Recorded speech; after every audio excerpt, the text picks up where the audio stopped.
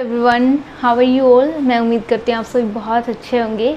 Today we are going to discuss about the topic as you can see in the board, mutations क्या होती है। Mutation actually में क्या होती है, चेंज होना किसी भी मतलब डीएनए की सीक्वेंस में, जिससे कि क्या होता है हमारी पूरा फिनोटाइप चेंज हो जाता है। मतलब जीनोटाइप तो होता ही होता है, उसके अलावा हमारी फिनोटाइप भी चेंज हो जाता है, उसे हम बोलते हैं म्यूटेशन। म्यूटेशन का मतलब क्या आता है, alteration in DNA sequence result in change in genotype as well as phenotype of organism, उससे हम बोलते हैं म्यूटेशन। ये तो हो गया हमारा साइंटिफिक टर्म में। नॉर्मल भाषा में आप इस बात को ऐसे समझ लीजिए कि अगर म्यूटेशन हुई हमारी बॉडी में तो हमारी जो फिजियोलॉजी है वो डेफिनेटली चेंज होगी। जैसे कि जो भी variation it leads to the variation, जो म्यूटेशन की वजह से क्या आती है, वेरिएशन आती है। जैसे कि हम हूबहू अपने पेरेंट्स के जैसे नहीं होते। वो क्यों नहीं होते कि कुछ ना कुछ तो म्यूटेशन हुई है डीएनए में। हम सभी का डीएनए जो है वो 99.9% सेम है, सिर्फ 0.1% जो है वो डिफर होने की वजह से हम जो है वो ना ही तो कम्प्लीटली अपने पापा के जैसे होते हैं, ना ही कम्प्लीटली जो है वो अपनी मदर के जैसे होते हैं, मतलब मम्मी के जैसे होते हैं। तो ये किस वजह से होता है, वेरिएशन किस वजह से आती है। ये जो इवोल्यूशन आप देख पा रहे हैं ना, अब 20वीं सदी से लेके 21वीं सदी में आज हम जी रहे हैं, तो आप देख लो कितना एडवांस हो गया है सिस्टम। जैसे पहले के कंप्यूटर, अब के कंप्यूटर में, स्मार्टफोन में कितना चेंजेस है, सब कुछ अवेलेबल है ना। तो ये किस वजह से हुआ है, ये इवोल्यूशन हुआ है, वो किस वजह से हुआ है, म्यूटेशन में। ये बनाया तो एक ह्यूमन नहीं है ना, आप समझ ही सकते हो। एक नॉर्मल भाषा में मैंने आपको समझा दिया, बाकी आप सब जो है वो यहाँ से समझ लीजिए आपके बोर्ड प्लस आपके नीट पॉइंट ऑफ व्यू से, ठीक है। जो भी टीचिंग एग्ज़ाम जैसे कि एस्टेट, उनमें भी ये क्वेश्चन जो है वो समटाइम पूछा जाता है, ठीक है। DUT प्लस बी का एग्ज़ाम हो चाहे। म्यूटेशन क्या होती है, ये डिपेंडिंग अपॉन द ऑर्गेनिज्म जो है वो डिपेंडिंग अपॉन द ऑर्गेनिज्म और कॉज जो है वो डिफरेंट टाइप की म्यूटेशन होती है, ठीक है। अगर जीन की स्ट्रक्चर में कुछ चेंज हुआ है तो उसे हम बोलते हैं जीन म्यूटेशन, ठीक है। जीन के स्ट्रक्चर में कुछ चेंज होने को, दो टाइप्स की म्यूटेशन यहाँ पे हम स्टडी कर रहे हैं। एक तो क्रोमोसोमल म्यूटेशन, दूसरी है हमारी जीन म्यूटेशन। अगर जीन की कोई स्ट्रक्चर में चेंज हुआ है तो उसे बोलते हैं हम जीन म्यूटेशन।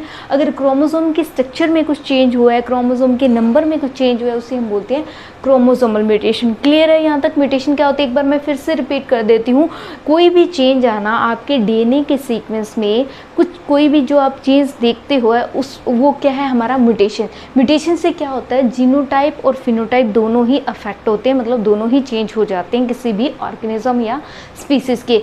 ये जो है वो डिफरेंट टाइप की होती है mutation, depending upon the cause, कारण की वजह से डिफरेंट टाइप। अगर क्रोमोसोम में चेंज आए तो उसे हम क्रोमोसोमल म्यूटेशन बोलेंगे। अगर जीन के स्ट्रक्चर में चेंज आए तो उसे हम बोलेंगे जीन म्यूटेशन। क्लियर है। फर्दर इनके टाइप्स के बारे में भी हम 1 बाय 1 डिस्कस करने वाले हैं, तो ध्यान से आप मुझे सुनिएगा और प्लीज़ फोकस कीजिए बोर्ड पे जो भी मैं आपको पढ़ा रही हूँ।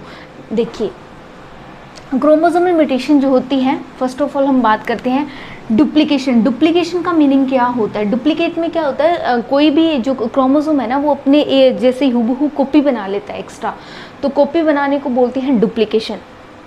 तो वो क्रोमोसोमल डुप्लीकेशन म्यूटेशन हो गई, ठीक है। ट्रांसलोकेशन में क्या होता है, ट्रांसफ़र हो जाना किसी भी सेगमेंट का या किसी भी क्रोमोसोम का किसी नॉन होमोलॉगस किसी दूसरे क्रोमोसोम पे ट्रांसफ़र होने को हम बोलते हैं ट्रांसलोकेशन म्यूटेशन, ठीक है। ऐसा जो है वो क्रोमोसोम में देखा जाता है, जिसमें एक सेगमेंट जो है वो क्रोमोसोम का वो ट्रांसफ़र हो जाता है नॉन होमोलॉगस क्रोमोसोम पे, ठीक है। जैसे कि यहाँ पे मैंने शॉर्ट में जो है वो नोट्स बनाए हैं आप लोगों की सुविधा के लिए। एन्यूप्लॉइडी क्या होती है, जिसमें ऐड हो जाना, या तो क्रोमोसोम का नंबर ऐड हो जाएगा, ये डिलीट हो जाएगा 1 और मोर क्रोमोसोम, उसे हम बोलते हैं एन्यूप्लॉइडी। एक बार फिर से रिपीट करती हूँ, एन्यूप्लॉइडी क्या होती है, ऐड या डिलीट हो जाना क्रोमोसोम का नंबर, या तो एक डिलीट होगा या एक से ज़्यादा भी हो सकते हैं, तो उसे बोलते हैं एन्यूप्लॉइडी। क्लियर है। ये सब कुछ क्रोमोसोम में हम बात करते हैं, जो कि क्रोमोसोम में इस वजह से म्यूटेशन आती है, या तो एन्यूप्लॉइडी की वजह से म्यूटेशन आएगी, या ट्रांसलोकेशन की वजह से म्यूटेशन आएगी, या डुप्लीकेशन की वजह से। क्लियर है। बाकी इनके अलावा भी डिलीशन की वजह से भी क्रोमोसोम में म्यूटेशन देखी जा सकती है, इन्वर्जन की वजह से भी देखी जा सकती है, प्लस यूप्लॉइडी की वजह से भी देखी जा। डिलीशन में क्या होता है, सेगमेंट ही, क्रोमोसोम का जो सेगमेंट है ना वो ही मतलब ख़त्म हो जाता है। सपोज़ ये हमारा क्रोमोसोम है, ठीक है, इस तरह की स्ट्रक्चर होती है ना क्रोमोसोम की। अगर सपोज़ ये वाला पार्ट ही डिलीट हो गया तो इससे भी स्ट्रक्चर में चेंज आ गया ना, तो क्रोमोसोमल म्यूटेशन हो जाएगी, ठीक है। बच्चे में कोई ना कोई डिफेक्ट्स अराइज हो जाएंगे, जिसकी वजह से, जैसे आप ये कई बार देखते हैं ना जो भी इनबॉर्न डिजीज़ आप देखते हैं, आगे हम फर्दर जो मेंडेलियन और जेनेटिक डिजीज़ जब स्टडी करेंगे उसमें मैं आपको ये चीज़ें आगे जो है वो फर्दर और इलाबोरेट कर दूंगी, तो आप अच्छे समझ आएंगे। यहाँ पे जस्ट आपको टर्म के बारे में क्लियर होना चाहिए कि डिलीशन का मतलब होता है सेगमेंट या लॉस हो जाना किसी भी क्रोमोसोम का एक पार्ट का, उसे हम बोलते हैं क्रोमोसोमल म्यूटेशन। ठीक है, मतलब म्यूटेशन डिलीशन की वजह से भी हो सकती है, और इन्वर्जन का मतलब क्या होता है, क्रोमोसोम का जो सेगमेंट है ना वो रिमूव्ड होके जो वो उल्टे ऑर्डर में जुड़ जाएगा। ठीक है, तो उससे भी क्या हो जाती है, प्रॉब्लम आ जाती है। ठीक है, डिफेक्ट्स अराइज हो जाती है, जेनेटिक्स प्रॉब्लम क्रिएट हो जाती है। यूप्लॉइडी का मतलब additional set of chromosome present हो जाता है। सपोज हमारी बॉडी में एक्स क्रोमोसोम होना चाहिए, अगर मैं फीमेल हूँ तो एक्स क्रोमोसोम।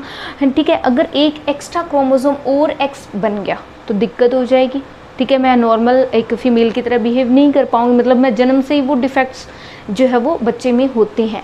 आगे इन डिजीज़ के बारे में भी हम बात करेंगे, बट यहाँ पे आपको जस्ट इतना पता होना चाहिए, यूप्लॉइडी का मतलब क्या होता है, additional set of chromosome present हो जाना, मतलब एक क्रोमोसोम एक्स्ट्रा आ जाना। क्लियर है, ये होगी हमारी क्रोमोसोमल म्यूटेशन। ठीक है, अब बोलते हैं जीन म्यूटेशन क्या होते हैं, जो जीन के स्ट्रक्चर में चेंज जिसकी वजह से आता है। दो टाइप्स के यहाँ पे जीन म्यूटेशन देख पा रहे हैं, एक है हमारी सब्सटीट्यूशन, दूसरी है हमारी फ्रेम शिफ्ट।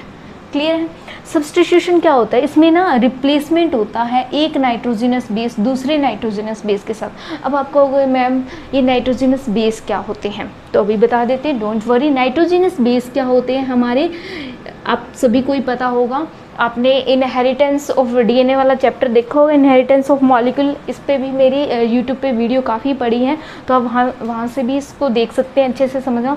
नाइट्रोजनस बेस क्या होती हैं, ये दो टाइप्स के होते हैं, एक तो है हमारा प्यूरिन और दूसरा है हमारा पैरामिडिन।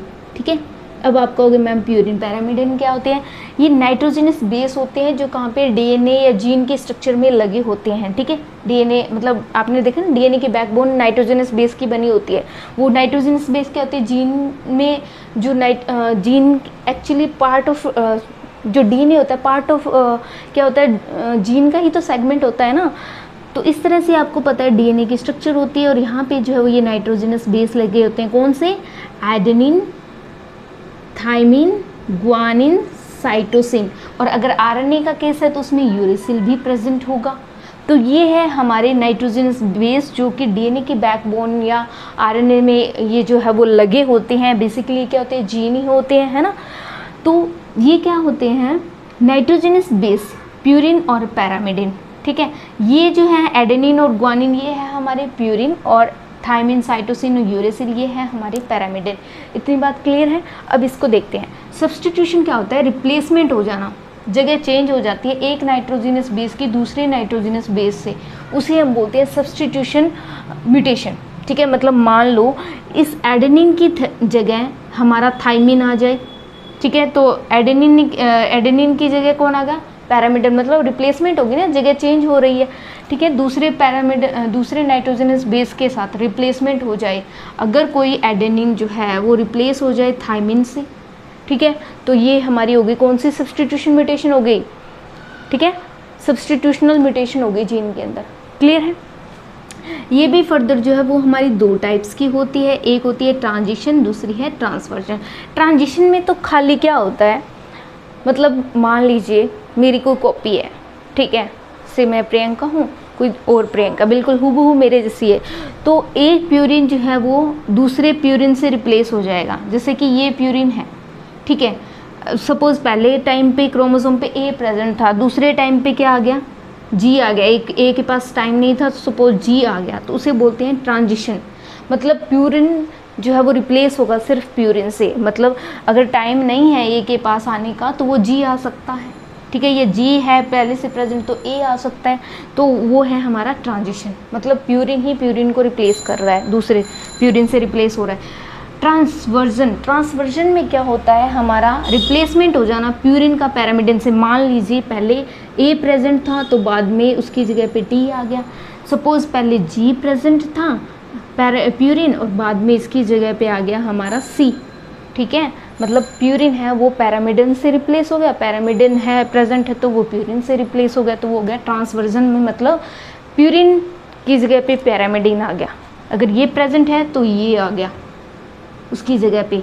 लेकिन ट्रांजिशन में सिर्फ ए के पास ए प्रेजेंट है, तो अगर बाद में ए की जगह जी आ गया, या जी प्रेजेंट है तो ए आ गया।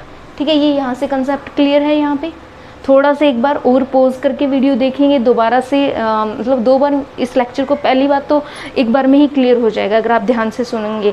अगर फिर भी नहीं क्लियर हो पा रहा है तो थोड़ी सी पॉज करके वीडियो को ध्यान से देख लीजिए कि मैं क्या बोल रही हूँ, अच्छे से मेरी वॉइस पे फोकस रखिए। ठीक है, और फ्रेम शिफ्ट म्यूटेशन का मतलब होता है, बहुत ही सिंपल है, इसमें या तो एडिशन हो जाना, कम्प्लीटली ऐड हो जाना, या डिलीट हो जाना। किसका? एक नाइट्रोजनस बेस का। सपोज़ यहाँ पे ये सीक्वेंस थी कोई ATTCCG, ठीक है, इसमें ये जो नाइट्रोजनस बेस है एडेनिन, सपोज़ ये ख़त्म ही हो गया, या ये कंप्लीट पेयर यहाँ तक ख़त्म हो गया। ठीक है, या एक्स्ट्रा ऐसी कॉपी और आ गई। ठीक है, या तो ऐड हो जाना या डिलीट हो जाना। ठीक है, nitrogenous base, single nitrogenous base या तो ऐड हो गया, या सपोज एक अकेला उड़ गया, एक्स्ट्रा आ गया, या एक ख़त्म हो गया। ठीक है, जिससे क्या हो जाता है, रीडिंग फ्रेम में फॉरवर्ड और बैकवर्ड डायरेक्शन में चेंज आ जाते हैं। जैसे मान लीजिए ये लिखा हुआ है मैडम,